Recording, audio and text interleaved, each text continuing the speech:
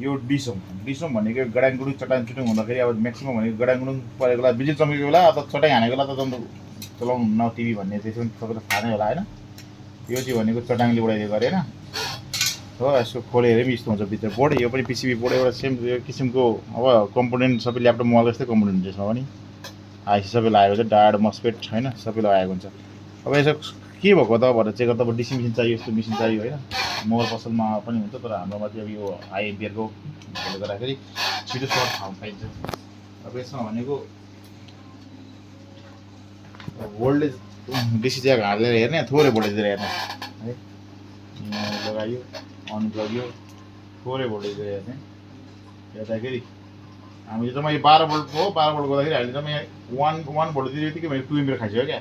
मतलब सर्ट छ भन्ने यहीँबाट बुझिसक्यो। सर्ट छ के छ त भन्दाखेरि अब सिधा हामीसँग चाहिँ अब हिटिङ सेन्सर छैन, हातले छामेर हेर्ने क्या। यसलाई छामेर हेर्ने हो है, कहाँ कुन कम्पोनेन्ट तात्तिन्छ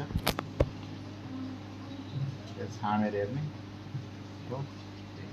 यहाँ तात्यो, के तात्यो भन्दाखेरि यो डाड है त, यसो डाड भन्छ यसलाई। यो डाड तात्यो। अब यो हो कि होइन, अब यहाँ तात्यो तात्यो, डाड पनि तात्यो, क्याबिनेट तातिरहेको छ, कुन हो भनेर चाहिँ हेर्नलाई के गर्ने भन्दाखेरि अलिक धेरै एम्पियर दिने मैले 2 र 5 मैले 2 भोल्ट दिएको छु है। अब कोही यसलाई हामीले अब चेक गर्ने यो दुईवटामा कुन हो भनेर चेक गर्नलाई के गर्ने भन्दाखेरि हल्का पेस्ट लगाइदिने क्या।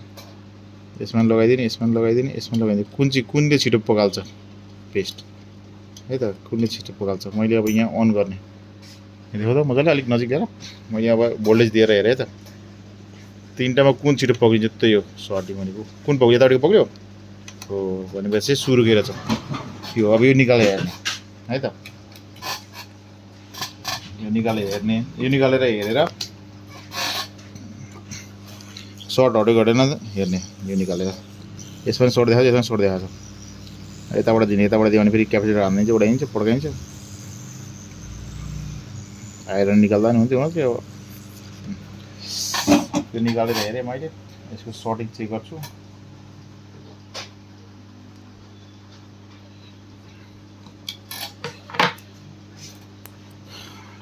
बजारमा राखेँ मैले यस्तो छ। त्यो क्यापेसिटर सर्ट देखाएको थियो, अहिले सर्ट हट्यो हो। डायर मोडमा मान देखाउनुपर्छ, मान देखा भनेपछि यहाँ पनि ओके देखायो अहिले। यो डायर के गर्छ अब यसको स्किमेटिक केही पनि छ भेटिन्छ तर हामी नहेरौँ। हामी यति थियौँ, अहिले भोल्टेज दिँदाखेरि के थियो साह्रो थियो यो डिसी ज्याक।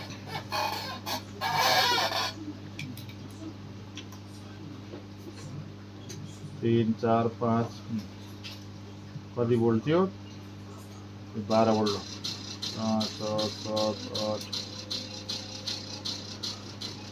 10 12 भोल्ट चाहिँ मैले खान्छ। एम्पियर 1 पनि खाएको छैन होइन।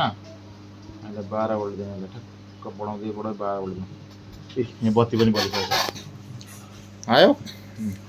अब अन अफ गरेर हेरौँ डिसोमको चार्जर यो रिमोट, रिमोट चार्जर बनाएको यहाँ रिमोट सेन्सर यहाँ छ है हो। यसलाई दिएर हेरौँ, रातो बलो अफ भयो डिसोम, अन गरेर हेर्ने, निलो बलो भनेपछि अन भयो, मतलब डिसोम ओके भयो।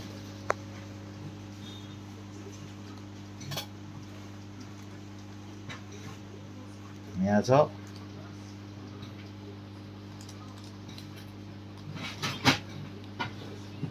मलाई रिमोटको बेटी सिधै रह्यो कि